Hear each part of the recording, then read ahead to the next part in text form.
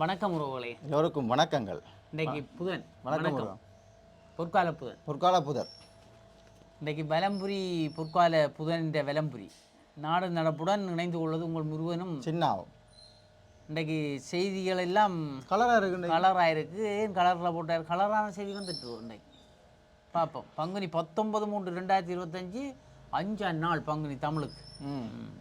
பட்டளந்த அறிக்கை குறித்து சட்டத்துறையை தீர்மானிக்கும். அமைச்சர் நலிந்த ஜெயசூரிய ஒன்றும் கதையாக எங்கடாது சட்டம் பார்க்க முடியான்னு சொல்லி போட்டார். கடைசி கட்டம் இது ஏலாது. சும்மா பட்டளந்த பட்டத்தை அறுத்தோடு நிற்கிறாங்க நெடு. இந்தியாவில வேலையற்ற பட்டதாரிகளுக்கு தொழில் கூறுதியான காலவரை வேண்டும். சைத்திரியா சொல்றாரு. நீங்கள் என்ன யாழ்ப்பாணம் பல்கலைக்கழகத்தில் அடுத்த கட்டம் விழிக்கிடுது. 3000 பேருக்கு மேல கட்ட விட்டு விடப்படுது. இன்றைக்கு பட்டத்தை கொடுத்து வெளியே பட்டத்தை விடு வச்சு பட்டம் விட்டதும் பட்டம் கொடுத்து வெளியில் வந்ததும் வேலை இல்லாமல் நிற்கிது. இனி வருது. கடவுளே என்ன நடக்க போகுதுன்றான்னு தெரியல. கடவுளே. யாழ் பல்கலைக்கழகில் பட்டமளிப்பு விழா இன்று 19 முதல் 22ஆம் தேதி வரை நடைபெறும். இனி அது பகுதி பிரிச்சு காலமே அமர்வு, மத்தியான அமர்வு, பின்னர் அமர்வு. எப்போ எத்தனை 3 நாள் எத்தனை அமர்வு சொல்லுவாப்போம். எத்தனை டாக்டர் எத்தனை கடவுளே.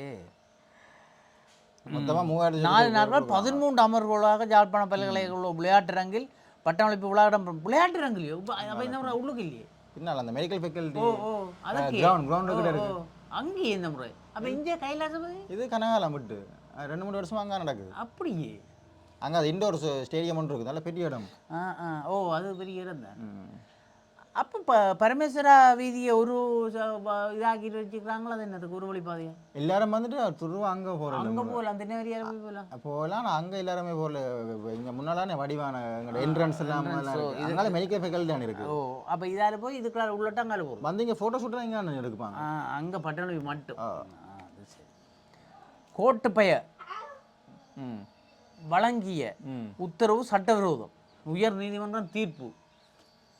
காலமாக கேட்டினா என்ன இதுன்னா விளங்கல. அது அவர் சும்மா அது அந்த கோத்தபாய ராஜபக்ச இருந்த காலப்பகுதியில் அவர் வழங்கிய உத்தரவு என்னன்னு சொன்னால் இந்த கஞ்சா பிரச்சனை, போதவஸ்து பிரச்சனை. அதுக்கு என்ன பிரச்சனை?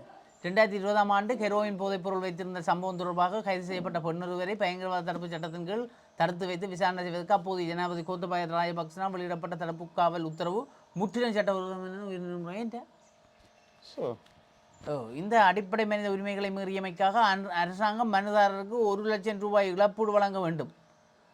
கொண்டே இதில் போட்டு விட்டாங்க பயங்கரவாத தடை சட்டத்தில். அப்போ இப்போ யார் கொடுக்குற 1 லட்சம்? எந்த அரசாங்கம் கொடுக்கணும்? இவங்கெல்லாம் இந்த அரசாங்கம் தான் கொடுக்கணும். சரி கதை. அப்போ அவர்கிட்ட வாங்கணுமோ? இந்த சம்பவம் தொடர்பாக பேலியகோட சிறப்பு விசாரணை பிரிவினால் கைது செய்யப்பட்ட கேனகம பொகுனுவிட்ட பிரதேசத்தில் வசிக்கும் காஞ்சனா பிரியதர்ஷினி மதுரப்பெரும என்ற பெண்ணொருவர் சமர்ப்பித்த அடிப்படை கொடுத்துருக்கிறாள். என்ன உரிமைகள் மனுவின் தீர்ப்பை வழங்கி உயர் நீதிமன்றம் இந்த உத்தரவை பிறப்பித்தது. சரி, 1 லட்சம் $500 நட்டம். அரசாங்கம் வந்து இந்த செலவுகள் இருக்குல்ல, செலவை குறைக்கிறது. ஐயோ அவங்க சட்டியான அவங்க மோட்டைக்குள்ள போகாமல் நடந்தே போகிறாங்க. இவங்க என்னடாண்டால் சிலவை கூட்டுறானோ.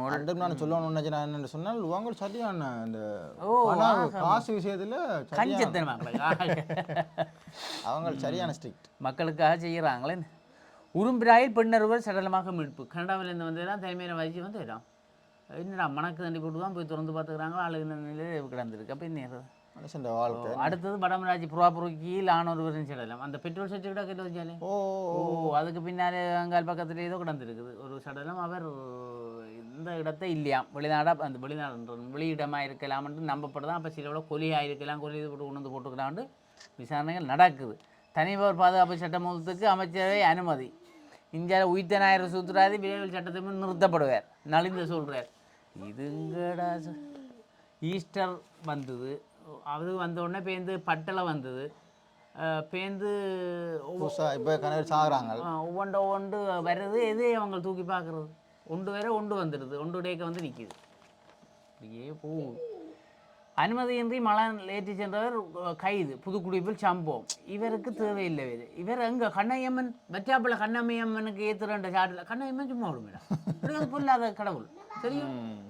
அவ பார்த்தா இது சரி எந்த பேரை சொல்லி இவன் உழைக்கிறானே போட்டு பிடிக்க பண்ணி விட்டா அவரோட ஆளை பிடிச்சாச்சு. அவர் ஒப்பு கொண்டுட்டார். அதால் பிள்ளைங்களை விட்டாச்சு. அவர் உள்நாட்டு இறைவர் திணைக்களத்துக்கு புதிய ஆணையாளர் ம் புதுசாக வந்து இருக்கிறார். இலங்கை உள்நாட்டு இறைவர் திணைக்கள ஆணையாளர் நயமாக கடமையாற்றிய டப் ஏஎஸ் சந்திரசேகர கடந்த பெற்றோர் இந்த முற்றுப்புள்ளி போராட்டி சிங்களம் முற்றுப்புள்ளி போட்ட தமிழன்டா 28ஆம் தேதியுடன் தனது பதவியிலிருந்து ஓய்வு பெற்றார்.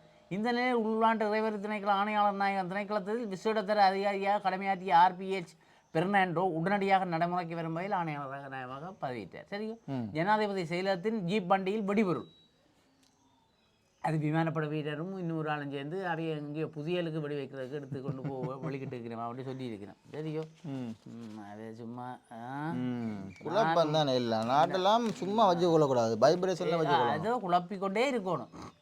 யாழ் மாவட்ட கரப்பந்தாட்ட சங்கம் நடத்தும் தகுதியான சுற்று போட்டி எல்லாம் கலராக போட்டுக்கிறாங்க. இல்லை கலர் தேசிய எறிபந்தாட்ட அணிக்கு யாழிலிருந்து 4 வீராங்கனைகள் தெரிவு.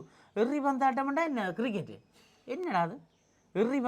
எறிபந்தாட்டம் சாம்பியன் பட்டத்தை வென்ற யுனைடெட் அணி. இங்கே பச்சை குத்தினால் வேறே இல்லை, இலங்கை போலீசாரின் அறிவிப்பு. என்ன வேறே இல்லையா? உடலில் எங்கும் பச்சை குத்தி கொண்டிருப்பவர்கள் போலீஸ் துறையில் வேலைக்கு தகுதி பெற மாட்டார்கள் என வெரி குட். ஐயோ, மேல் முழுக்க பச்சை தான், மேல் முழுக்க பச்சையை குத்தி டிசைன். என்ன டிசைன்? மியான்மரிலிருந்து மீட்கப்பட்ட இலங்கையர்கள், மியான்மரிலிருந்து மீட்கப்பட்ட அங்கே இங்கே வரணும், இங்கே அங்கே போயிருக்கிறோமோ உள்ள சைபர் கிரைம் என்ற இணைய குற்ற மையங்களிலிருந்து 14 இலங்கையர்கள் மீட்கப்பட்டுள்ளனர். குறித்தபடியும் இலங்கையின் வெளியுறவு அமைச்சர் வெளிநாட்டில் உள்ள அறிக்கை தெரியப்படுத்தப்பட்டுள்ளது. இதய நோயாளருக்கான ஊசி மருந்து கொள்வனவு அமைச்சரவை அனுமதி. இதய நோய்க்கெல்லாம் ஊசி இருக்கும் அப்போ இப்போ என்ன ஊசி அனுமதி கொடுத்துருக்கோம் நாசமாக போக்கு. இது என்ன ஊசியோ தெரியும், டெனக்ட்ரிப்ளஸ் 40 மில்லிகிராம் ஊசி மருந்தை கொள்வனவு செய்வதற்கு அமைச்சரவை அடியோட உண்டு. இதே மியாங்கோணும் இல்லாட்டி போகும், இல்லாட்டி போகும், எங்களுக்கு போட்டுவிடா போடும். 6000 குப்பிகளை கொள்வனவு செய்கிறதுக்கு. அப்போ 6000 குப்பியில் நான் நினைக்கிறேன் ஒரு குப்பியை கனமாரி போடலாம் போடக்கண்ணே.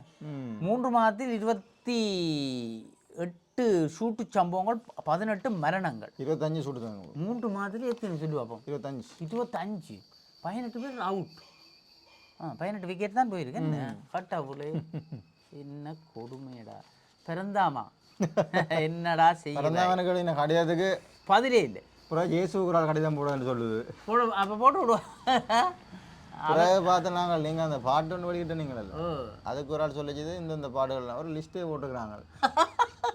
என்ன போனால் போட்டுக்கும் போடான்னு படிக்கட்டான். சரி, ஆளணி பற்றாக்குறை நிரப்புவதற்கு மத்திய சுகாதார அமைச்சர் கோரத்தீர்மா. இது நேரடி ஒளிபரப்பிலாம் நாங்கள் கதைக்கணும். கடவுளே, நான் பாடுவோம் என்ன அதில் பாடிவிட்டா விஷயம். இன்றைக்கு நாங்கள் நேரடியாக வருவோம் பின்ன இரவுக்கு. ஆளணி பற்றாக்குறையை நிரப்புவதற்கு மத்திய சுகாதார அமைச்சரிடம் கோர தீர்மானம். இந்தியாவில் கட்டுப்பாட்டை இழந்த கார் மதனுடன் மோதி விபத்து, நாவல்குழி சம்பவம். கட்டுப்பாடு தான் நடக்குது, எல்லாம் அவ்வளவு ஓட்டம். உள்ளூராட்சி தேர்தலில் போட்டியிடப் போவதில்லை தமிழர் விடுதலை கூட்டணி. ஆனந்த சங்கரிய கட்சி மகன் அவர் நீதி அமைச்சராக இருக்கிறார். இந்த பொதுக்கூட்டம் கோவிலுக்கு சந்தை கையளிக்க நெடுந்தீவில் கைதான 3 இந்திய மீனவர்கள். அங்கான் வந்து அவங்க அடிவா சிரிச்சோன்னு தான் நிற்கிறாங்க மீனவர்கள். நான் பிடிச்சி போட்டிக்கல, சரி சரி அந்த மாதிரி நிற்கிறாங்களாப்பா. இது என்ன நடக்குதுன்னு தெரியல. மன்னார் காற்றாலை திட்டம் மீளப்புறப்பட்ட மறுக்கள். இலங்கை நிலப்பாடு அதானிக்கு சாதகமானது. பட்டலந்து அறிக்கை ரணில் கைதாக வாய்ப்பில்லை. உதய கம்பெனியில் சுட்டு இது என்ன இவர் நெடுக சொல்லி கொண்டு இருக்கிறார். உதய கம்பெனியில் ஏன் தான் இருக்குன்னு காட்டுறது தெரியுது. யாருண்டு முதல் இருந்தவர். சிறுபோக விவசாயிகளுக்கு உரமானியங்கள் அதிகரிக்கப்படும். பால்மாவின் விலை டைங் டைங் விலையை 4.7 வீதத்தால் அதிகரிப்பதற்கு இறக்குமதியாளர்கள் தீர்மானித்துள்ளனர். பால் உற்பத்திகள் எல்லாம் விலை கூடத்தான். சரி, இறக்குமதி செய்யப்படும் 400 கிராம் பால்மா பேக்கெட்டுகளின் விலை சுமார் 50 ரூபாயில் அதிகரிக்கப்படும். 1100 ஆக போகுது. அங்கரெல்லாம் வெசும கொடுப்பனவு திட்டத்துக்கு போய் வரிசையில் நிற்கிறேன் இருந்தாங்க. அங்கே இருக்கு வெசும கொடுப்பனவு திட்டத்தில் திருத்தம். அமைச்சரவை ஒப்புதல். ஏன் அதனால இந்த திருத்தம் என்னவா? வெசும இதுக்கு ஒரு தமிழ் பேர் வைக்கணுமே. இது சிங்கள பேர் வெசும. அது வெசும. இஸ்ரேலின் கோர தாக்குதலில் 200 பொதுமக்கள் உயிரிழப்பு. காசா சுகாதார அமைச்சர் தெரிவிப்பு. ஜெருசலேம் இடம் தானே என்னடா அதானே. காசா மீது இஸ்ரேல் நேற்று அதிகாலை நடத்திய வான் தாக்குதல்களில் 200க்கும் மேற்பட்ட காசா மக்கள் கொல்லப்பட்டதாக காசா சுகாதார அமைச்சர் தெரிவித்துள்ளார். ஒன்றும் கதைக்கிறாங்க இவங்களோட கதைச்சு பிரிக்க சொல்ல இவங்களை கதைக்கலாது போய் என்ன செய்யுது எங்கள்கிட்ட ஒன்று. சுனிதா அம்மா ஸ்டார்ட் பண்ணிட்டா இது என்ன பூமிக்கான பயணத்தை ஆரம்பித்தார் சுனிதா. எனக்கு நேற்று அமெரிக்கா நடந்த வாரா சரி நேற்று அமெரிக்காவில் இருந்து கோல் வந்துச்சு. என்னென்னு சொன்னால் வந்தோன்னு டக்குன்னு எங்களுக்கு இன்ஃபார்ம் பண்ணிட்டாங்களா. அப்படியே அங்கே வரட்டாம் எங்களை என்ன ஒரு ஆள் சொல்லிச்சு நேற்று அமெரிக்காவில் இருந்து எங்களுக்கு 2 பேருக்கு நாசாக்கு டிக்கெட் எடுத்து போடுறோம். ஏதோ நாங்கள் நாசா பற்றி காய்ச்சிட்டோம். நாசா பற்றி என்னை காய்ச்சினாங்களே இல்லை நாசாவுக்கு போய் இதை செய்ய போக மாட்டோம். 200 போதைப்பொருள் கடத்தல்காரர்களை எல் சால்வடார் சிறைக்கு அனுப்பிய ட்ரம்ப். சால்வடார் சிறைக்கு அனுப்பிய அங்கேயும் பிரச்சனை இருக்கு அமெரிக்காவிலையும் போதைப்பொருள் கடத்தல். ஏன் அங்கே குடிக்கிற இல்லையே அங்கான இருப்பாங்களே முக்கியது அங்கேருந்து தான் இங்கே வந்திருக்கும். பைடன் வழங்கிய மன்னிப்புக்குள் செல்லாது ஜனாதிபதி ட்ரம்ப் அதிரடி. குடிக்க போகிறாங்க இதெல்லாம் சரி வர நிப்பாட் எல்லாம் பிரச்சனையாகும் பார்ப்போம். ஜனாதிபதியில் இல்லை ஜனவரியில் மட்டும் 1 ட்ரில்லியன் ரூபாவை கடனாக பெற்ற அரசு இலங்கை மத்திய வங்கியின் தரவுகள் தெரிவிப்பு. ஏன்டா அவ்வளவு அரசாங்கம் கடந்த ஜனவரி மாதம் மாத்திரம் 1 ட்ரில்லியன் ரூபாவை கடனாக பெற்றுள்ளதாக இத்தனை கோடி என்ன யார் சொல்லியிருக்கேன். உண்டியல் மற்றும் அரசாங்கம் இடத்தில் இதுவரை 2 தசம் அது கணக்கை சொல்லியிருக்கிறான். ஐக்கிய மக்கள் சக்தியின் தவிசாளர் ராஜினாமா போட்டுவாங்கோ பாய். வடமானத்துக்கு ஒதுக்கப்பட்ட நிதியினை முழுவதுமாக பயன்படுத்த வேண்டும். இதைத்தாண்டா நடுவே சொல்கிறோம். என்ன சந்திரசேகரன் ஐயா யார் சொல்லியிருக்கிறேன் அவற்றை ஒருங்கிணைந்த தொடர்பாக கடத்தொழில் நீர்வளத்துறை சந்திரசேகரையா சொல்லியிருக்கிறேன். இதைத்தானே நாங்கள் முதலே சொல்லிட்டோம். என்ன அவர் பேருந்து சொல்லியிருக்கிறார். எங்கே நடந்த நேற்று வடக்கு மாநிலத்துக்கு அதிகளவு நிதி வகையில் ஒதுக்கப்பட்ட வாகனம் ஆகியோர் இணை தலைமையில் விசேட கலந்துரையாடல் ஆளுநர் சேலத்தில் நடைபெற்றது. நேற்று என்ன ஐயா ஆஃபீஸில் நடந்திருக்குது. நடக்கட்டும் பக்கத்தில் பிரதிபன் ஐயா அங்காலே ஆளுநர் ஐயா ஏதோ நடக்கட்டும். சிலவடிச்சு உள்ளூராட்சி தேர்தல் முடிஞ்ச அப்புறம் நான் சிலவடிக்கலாம். என்ன உள்ளூராட்சி தேர்தல் என்ன சூடு பிடிக்கல ஒரு தங்களோட கருத்தை சொன்னால் நாங்களும் சொல்லலாம். அவைக்கு நீங்கள் என்ன போறீங்க நீங்கள் என்ன போறீங்க அர்ஜுனாயாண்டதிலும் கிணவு ஏற்படுத்துகிறாங்க. அர்ஜுனா அவர் நேற்று சொல்லி இருக்கிறார் தான் என்ன செய்வன் வந்தாண்டு அது பேர் தனியாக தான் சொல்லணும். சொல்லுவோம் மற்றது ஏதோ காசு பிரச்சனை இருக்குது எல்லாம் அவ்வளோ காசு என்ன 5000 ஒரு ஆளுக்கு 5000. அது சுயேட்சைக்கு மற்ற ஆளுக்கு குறைவாம். இது 5000 எங்கே போகிறது 5000 வாரதெல்லாம் பாவங்கள் மேசனும் பெயிண்டரும் அதுவே தான் வருது நம்மளோட. அப்போ என்ன செய்யுது காசுக்கு. வன உயிரிகள் திணைக்களங்களால் வடபகுதி அதிகம் பாதிப்பு ஆழ்ந்த சுட்டிக்காட்டு அலங்காரம் முச்சம் அது வேறு பிரச்சனை என்ன. ஆனால் வாங்குகிற காசெல்லாம் கணக்கெல்லாம் கிடக்கு எல்லாம் ஒற்றையே எழுதி தான் நடக்குது. 25,000 வெற்றிடங்கள் கல்வித்துறையில் காணப்படுகின்றன. உயர்நீதிமன்ற வழக்கால் பட்டதாரிகளை ஆட்சேபம் செய்ய முடியவில்லை. பிரதமர் ஒற்றை இது எப்போ ஆட்சேபம் செய்ய முடியவில்லை. உயர்நீதிமன்ற வழக்கு அந்த முதல் போட்டாங்களா அதுக்கும் இப்படி காட்டி விட்டாங்க. நீதிமன்ற வழக்கு காரணமாக பட்டதாரிகளை ஆட்சேபம் செய்ய முடியவில்லை என பிரதமர் கருணி பட்டதாரிகளுக்கு சரிக்காது. நேற்று பாராளுமன்றத்தில் எதிர்க்கட்சி தலைவர் சயித் பிரேமதாசா பட்டதாரி தொடர்பில் கேள்வி எழுப்பிய போதே நேற்று ஐயா அங்கேயும் கேட்டிருக்கிறேன். அவர் மேலும் நாங்கள் 10,000க்கு மேற்பட்ட வேலைவாய்ப்புகள் வழங்கி இருக்கிறோம். வெற்றி 7 இடங்களை நிரப்பி வருகிறோம். பொறுப்பு வாய்ந்த முறையில் எதிர்க்கட்சி தலைவர்கள் சரியான முறையில் தகவல்களை வழங்க வேண்டும். ஆசிரியர் சேவைக்கு ஆட்சேர்ப்பிலே இருக்கின்ற தடைதான் உயர் நீதிமன்றத்தால் தொடுக்கப்பட்டிருக்கின்ற வழக்கு. அந்த வழக்கு காரணமாக ஆட்சேர்ப்பு செய்ய முடியாதுள்ளது. உண்மையில் கல்வித்துறையில் தான் 25,000க்கு இடைப்பட்ட வெற்றிடங்கள் காணப்படுகின்றன சொல்லிக்கிறேன். சைத்தையா இந்த தேவை இல்லாமல் கூடப்பட்ட என்ன கொஞ்சம் யோசிச்சு கதைங்க நாங்கள் கொடுத்ததை பாருங்க. சரி தக்காளி செய்கையில் வைரஸ் தாக்கம் பதுளையில் விவசாயிகள் கவலை. தக்காளியிலையும் பிரச்சனை எனக்கு சந்தோஷம். நான் தக்காளி சாப்பிட்றே இல்லை. வெளி மாவட்டங்களில் பணிபுரிவது கட்டாயம்.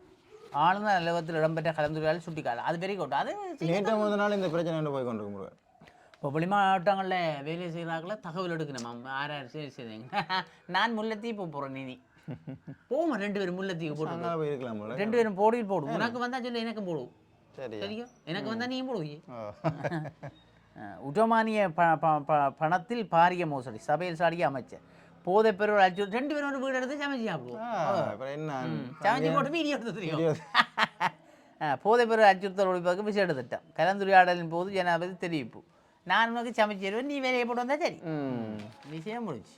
பின்னத்தில் வீடியோ செம்மலையிலிருந்து அழகிய இடங்கள் எல்லாம் வந்து கொண்டு இருக்கும். என்ன அமெரிக்க ஜனாதிபதி ட்ரம்பின் வரி கொள்கை இலங்கைக்கு பாதிப்பை ஏற்படுத்தும். பிரதி அமைச்சர் அனில் ஜெயந்த ஏனா வீடு புகுந்து மோட்டை அதிரடிக்கு மறியல் வட்டுக்கோட்டை போலீஸா அதிரடி இதே பேர் 5 மணிக்கு வீட்டை ஓட்டை பிரிச்சு விட்டு கொடுக்குறவங்க மோட்டை எடுத்து விட்டான் அவனை 23 மாதத்தில் வட்டுக்கோட்டை போலீஸ் சுட்டான பிடிச்சிருக்கு பிடிச்சி போட்டு விசாரிச்சு பார்த்தா அவர் போத வசத்துக்கு அடிமைப்பட்டார் அவர் என்ன அப்போ காசு இல்லை வட்டுக்கோட்டையில பிரச்சனை இருக்கு காசு இல்லை எந்த நேரம் போய் எடுத்து போட்டு வந்துட்டேன் யாழில் 17 உள்ளூராட்சி சபைகளுக்கு 123 அரசியல் கட்சிகள் மற்றும் சுயேட்சை குழுக்களால் கட்டுப்படும் என்ன எத்தனை 17 உள்ளூராட்சி சபைக்கு 123 அரசியல் கட்சிகள் மற்றும் சுயேட்சை குழு பராமரித்தை விட உறவு தானே யாழ் பல்கலைக்கழகின் பட்டமளிப்பை முன்னிட்டு ராமநாதன் வீதி ஒரு வழிப்பாதையாகிறது பண்பு பின்னேரத்துலேருந்து எல்லாம் ஒரு வழியாக பாதையாப்படும் கவனம் எல்லாம் மாறி போங்கோ பாதையில் மாறியா முதல் 4 நாட்களுக்கு 19, 20, 21, 22, 3 2025 காலை 8 மணி முதல் மாலை 6 மணி வரை அனுமதிக்கப்படும். இக்காலத்தில் இவ்வீதியினை பயன்படுத்துவோர் மாற்று ஒழுங்கினை கைக்கொள்ளுமாறு கேட்டுக்கொள்ளப்படுகின்றீர்கள். எந்த ரோட்டு சொல்லுவோம் ராமநாதன் வீதியானது கலட்டி சந்தியிலிருந்து பரமேஸ்வரா சந்தி நோக்கியதான ஒரு வழி போக்குவரத்து மட்டுமே இன்று முதல் 4 நாட்களுக்கு மட்டும் வரலாம். பரமேஸ்வரன் போகவே இல்லாது பரமேஸ்வரா இருந்தால் முக்கிய சந்தையில் எது போகணுமே அதை விட்டுருக்கணுமே என்ன இல்லை இங்கே இருந்து போன சரியான வாகனம் கூட எல்லாம் விட்டு சரி நாங்கள் செய்திகள் முடிவென்றால் இத்துடன் விடைபெற்றுக் கொள்கிறோம். நன்றி வணக்கம். வணக்கங்கள்.